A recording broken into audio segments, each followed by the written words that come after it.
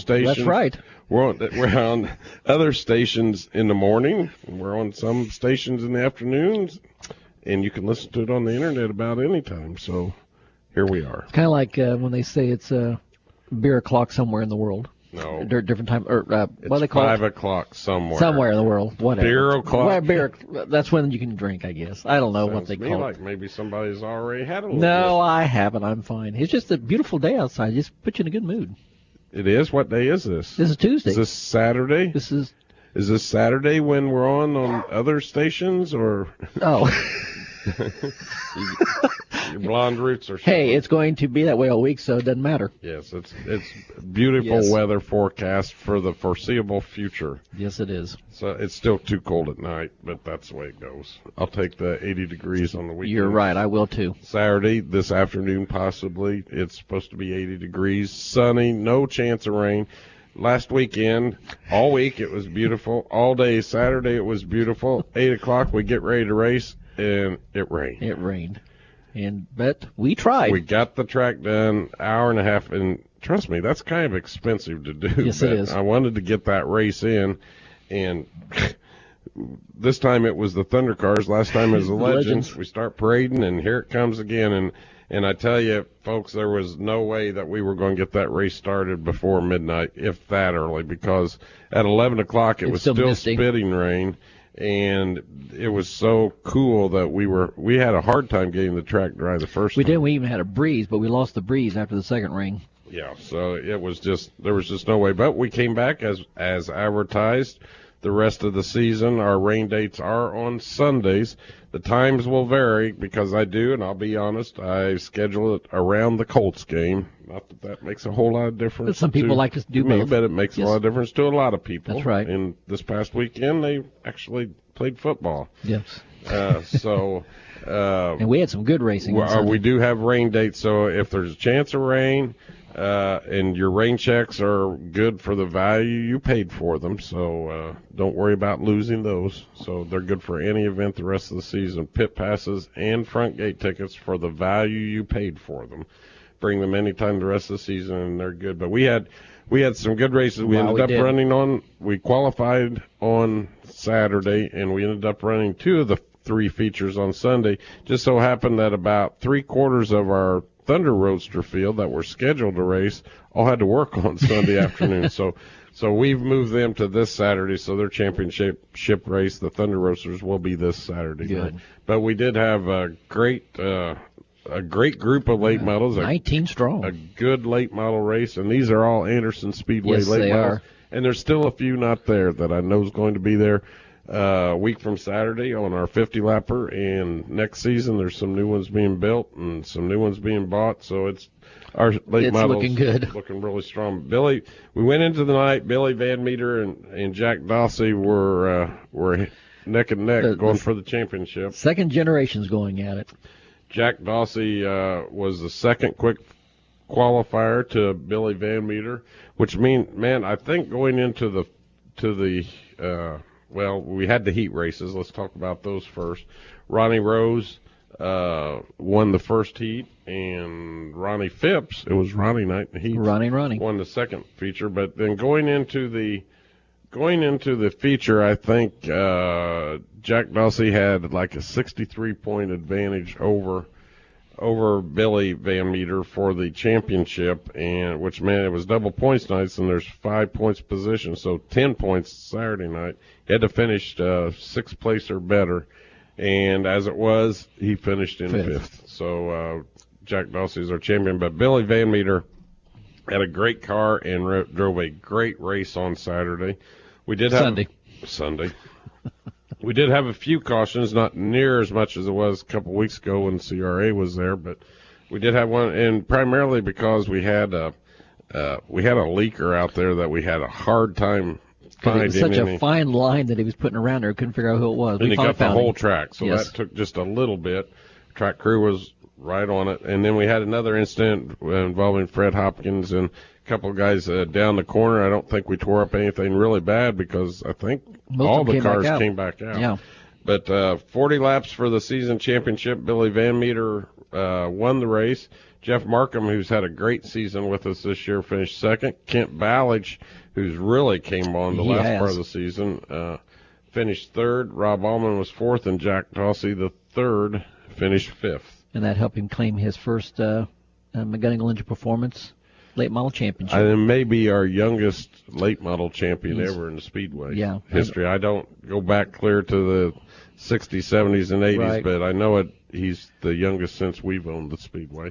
And not only is he the champion in the division, he's also the Rookie of the Year. So wow, good for him. Congratulations. Comes from a great bloodline when it comes to racing. Yes, he does. Jack Dawsey, and I know his dad was really proud of him. Then we had the street stocks come in, and Dustin Burge had a not commanding, but had a pretty good lead on James Kirby in the street stocks, another young driver coming up the ranks. And Dustin set fast time, and Tyler Marsh won the first heat. Danny Adams won the second heat, and Calvin Parham won the street stock feature. Great battle him and Jimmy Kirby had together. Jimmy Kirby came in second, Dustin Burge third, Danny Adams fourth, and James Kirby ended up fifth. I know James led a good part of the first part of the race. He did. And just lost it in turn two. On his own. Don't know if he just got excited or something happened to the car or what, but James was leading the first part of the race, and Calvin ended up winning. That's last year's street stock champion. But when it was all said and done, Dustin Burge in the 63 car won the street stock points for 2014. Look for some big things to come from Dustin. Yes. Dustin's just one of those good drivers. He's patient. You never hardly hear anything out of him. He's out there, races clean, and Jimmy Stevens puts him in good equipment. Sure I know does. This past week, Josh Poore actually lent him his car because his car got pretty well tore up in that CRA race. Yes, it did. But that's pretty good sportsmanship on Josh Poore's part. And Josh Poore, speaking of him, will be back with us on October the 4th. So we'll look forward to having him then, past champion. But congratulations to Dustin Burge and to Jack Dawsey, the third on their season championships. In the studio with us, before we go to our first break, is somebody that you may not really know. You know his name, and if you've been to Anderson Speedway for 40 years or better, lived in a cave, you've got to know who Ed Faust is. But Ed is still, as far as I'm concerned, our safety director, and also this year has moved up into the race director's position in the tower. Ed Faust, how are you tonight, sir? This evening, this afternoon, this morning? I'm living the nightmare. So. You're living the nightmare in here with us? Yes. I understand. You've been at the Speedway longer than either one of us. Well, maybe not Gary, but actually working at the Speedway. Tell us how it has evolved from when you first started. First of all, tell us when you first started and how it's evolved from then to where it is now.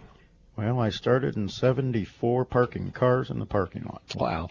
Did not know that. And I moved inside then, and I did uniform security, plainclothes security, worked on the track crew, the ambulance crew, the fire crew, the wrecker, then took over kind of like doing the safety end of things and handling all of that.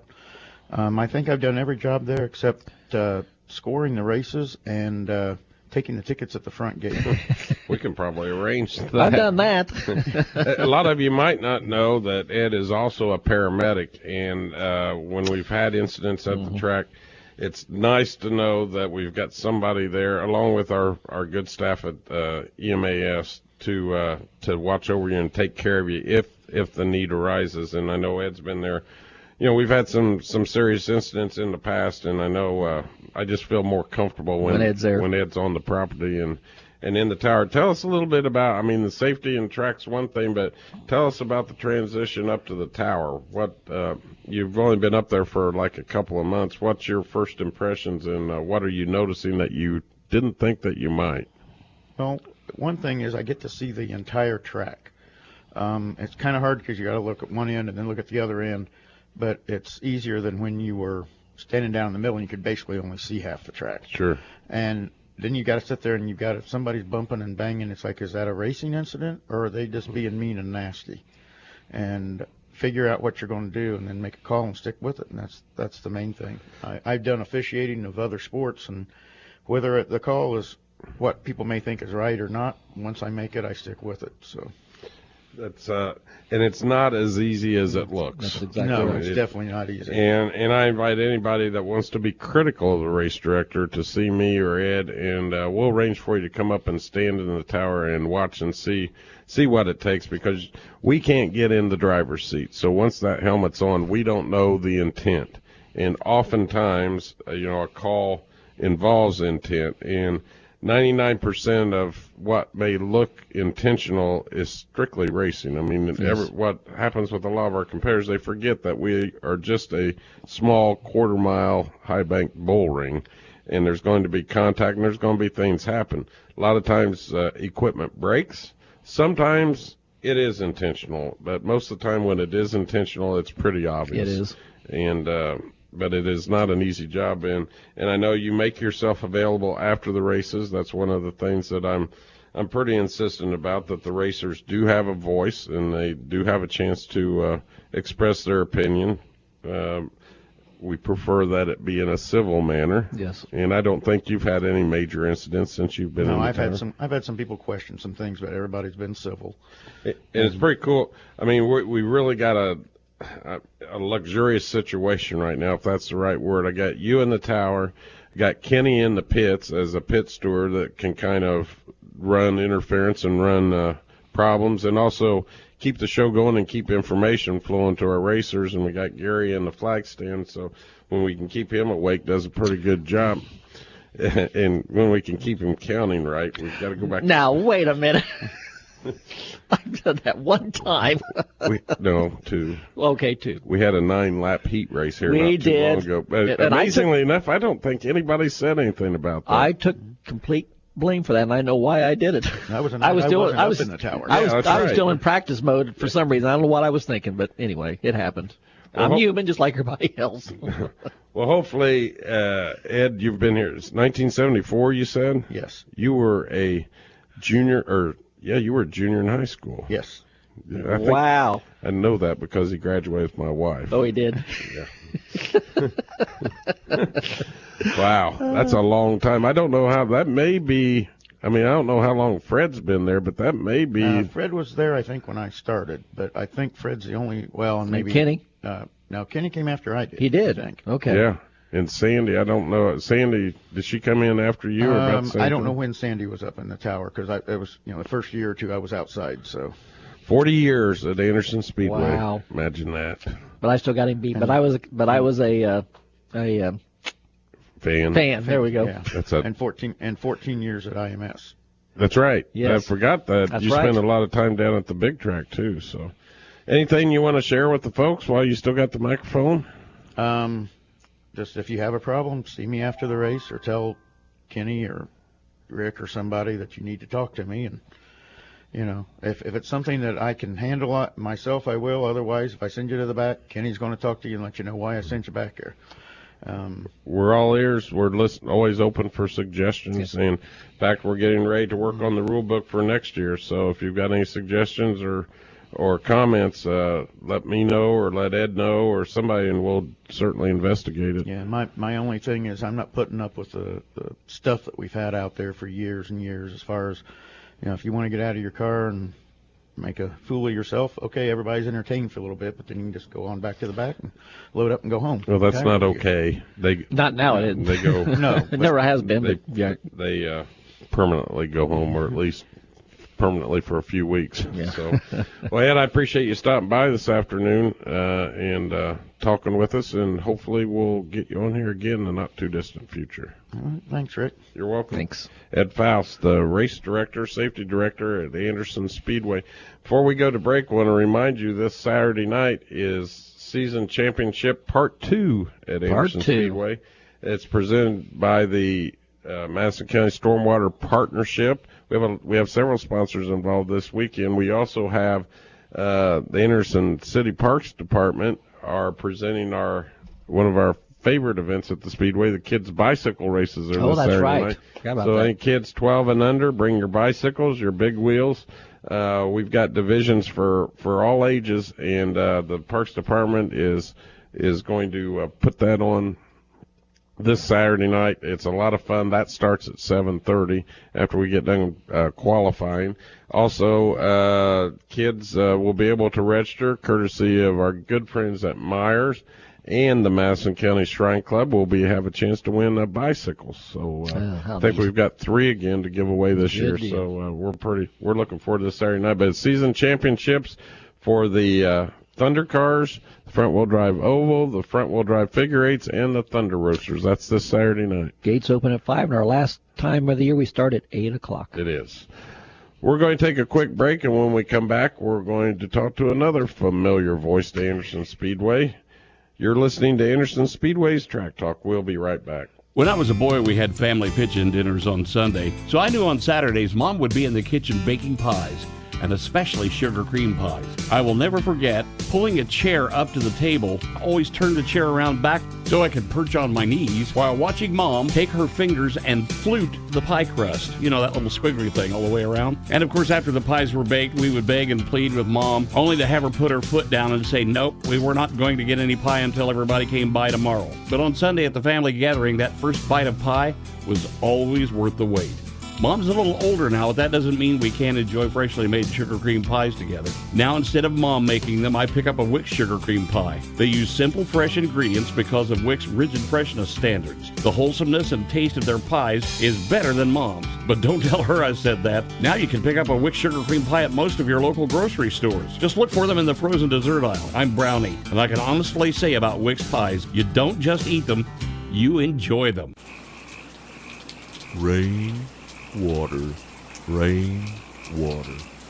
Here it comes again, along with all that trash and pollution. This is Emmis, the Madison County Stormwater Awareness Frog. Did you know that April is Stormwater Awareness Month? When it rains, lawn chemicals, cigarette butts, dog poop, oil, chemical drips, and spills are all washed in the storm drain. All that eventually ends up in the river, and that's my home. The solution to pollution starts with you. Stay on top of every drop and know where it flows. Together we can keep the rivers and streams of Madison County clean. To learn simple steps to help keep our waterways clean and a list of my special community appearances, visit mcstormwater.org and look for all the exciting events and information happening during Stormwater Awareness Month. You can also become my friend on Facebook. Go to mcstormwater.org for the link, and remember, Emma says, stay on top of every drop and help keep our waterways clean. Heart attack, stroke, serious injury. A sudden health crisis can happen to anyone at any time. So when bad things happen, choose good people. St. Vincent Anderson Regional Hospital has the area's most advanced emergency care, with a state-designated Level 3 trauma center, an internationally accredited chest pain center for heart attack patients, and advanced certification for primary stroke care. We have all the resources to deliver the care you need for any serious or life-threatening emergency.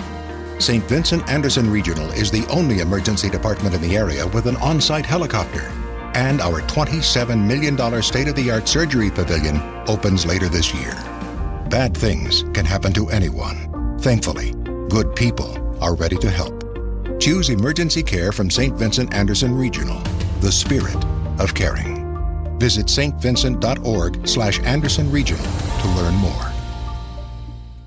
This program is a presentation by Anderson Speedway. The content contained in this program is that of the host and guests, and not this station.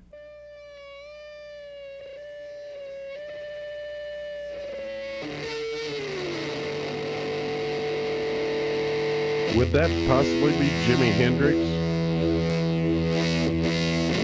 Well, it's not Janis Joplin. You're listening to Anderson Speedway's Track Talk, and we're trying to... Edgar Winter? We're trying to guess the tunes. The Magic Carpet Ride, I know that. Steppenwolf, maybe? There we go. Steppenwolf. What do you mean, Wade? That Rick ought to be able to get this one. I'm surprised he didn't say Gary Puckett.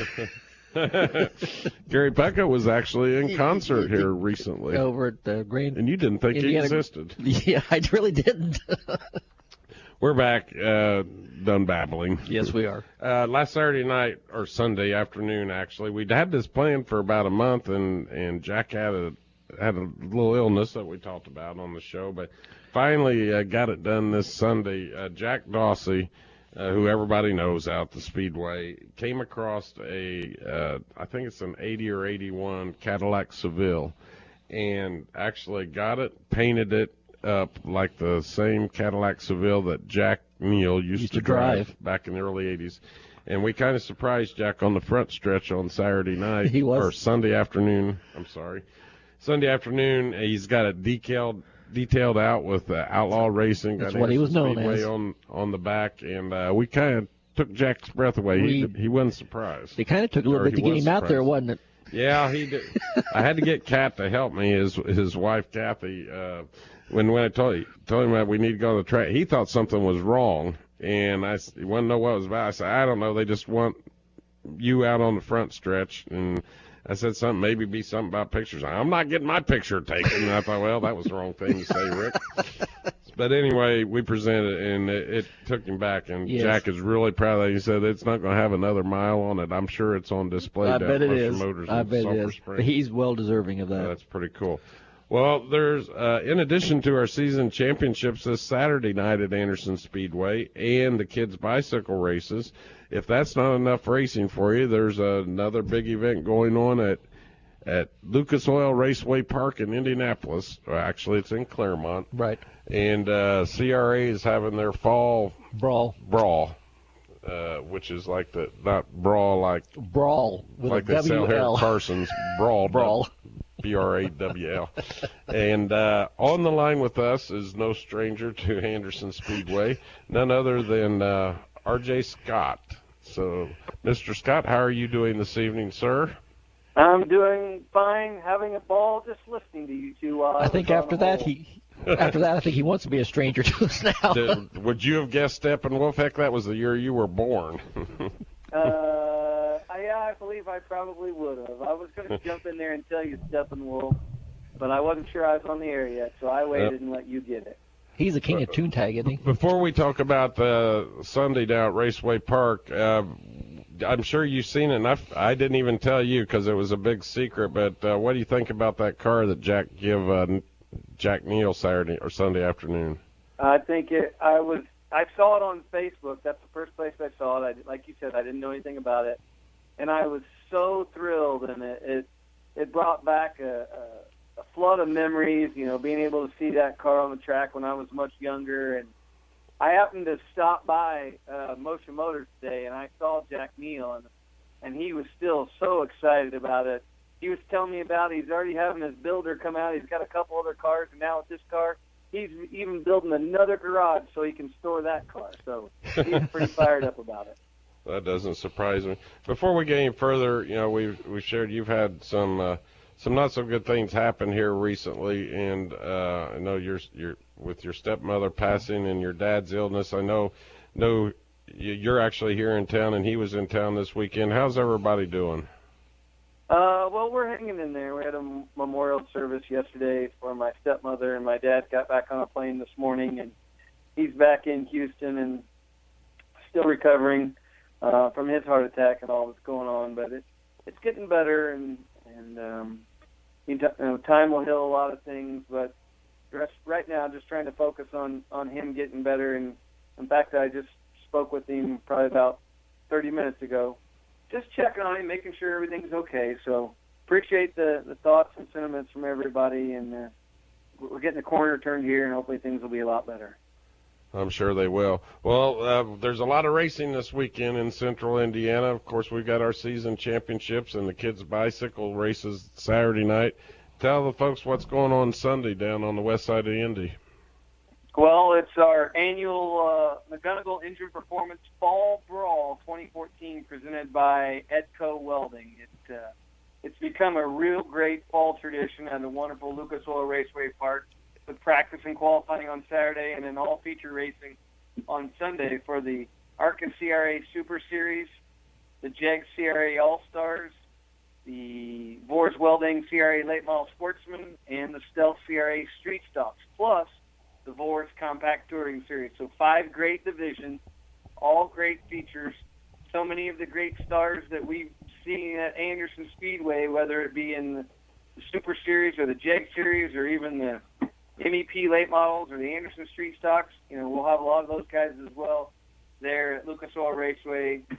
Fantastic day of racing, and right now, Mother Nature seems to be cooperating, so we're pretty fired up about the weather as well. It looks like it's going to be a beautiful weekend, and I know all the divisions are great, but I was really impressed back in the spring when the Vors Compact Touring Series brought almost 70 cars, I think, down to that race, and they didn't they start most all of them start in the feature too? There were actually 2 features for those guys. That's right. So they put 40 in one and I think 30 in the other. Yeah, that was really cool to have those guys down there, and they've done a great job. Obviously, we won't have that many cars again, but I'm sure we'll have a good full field of compacts, put on a great show. And, for us, we're getting down to the end of the season. Only one more event after this weekend. We'll be crowning our champions at Winchester Speedway. So this is a very special weekend with the points battles in all divisions. Yeah, it is. And a lot of cars pre-entered. I haven't had a chance to go to the website and find out. Yeah, I believe there's 26 ARCA CRA Super Series cars pre-entered and 31 JEG Series cars so far. So great fields of cars, and we'll expect 25 to 30 in each of the other 2 divisions as well. So, and what's really cool is what's become the signature trophy for these feature winners that emulates the Fall Brawl concept that comes with a couple of real boxing gloves and the cool pictures with those winners with their trophies and their boxing gloves. It's very neat. We certainly appreciate Dwayne McGonigal and all his people at McGonigal Engine Performance. We couldn't do it without their help. Eddie Van Meter and Edco Welding stepped up to be a presenting sponsor, plus all the other event sponsors, Chevy Performance, Reynolds Body Shop, 2 Men in a Truck. Those are all the title sponsors. So without those people, Rick, as you well know, we would not be able to go to Lucas Oil Raceway Park. That's true. Real quickly, what time does everything happen Sunday? Sunday, we have a warm-up session at 11:45, and we will start racing at 1 o'clock.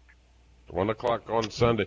Also go to CRA/racing.com for upcoming events.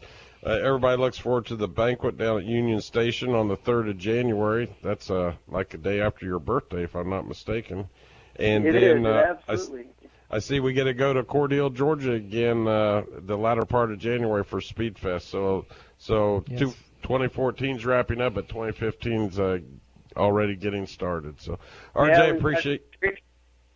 Great seasons at Anderson, finishing up at Indy, and then we'll head over to Winchester for Winchester 400 weekend. Then it's banquet time, and we'll do it all again next year.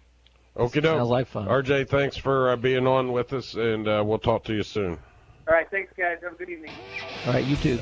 Don't forget this Saturday night, it's the Season Championships Part 2 presented by Madison County Stormwater Partnerships. Kids bicycle races presented by the Anderson City Parks Department. Those start at 7:30.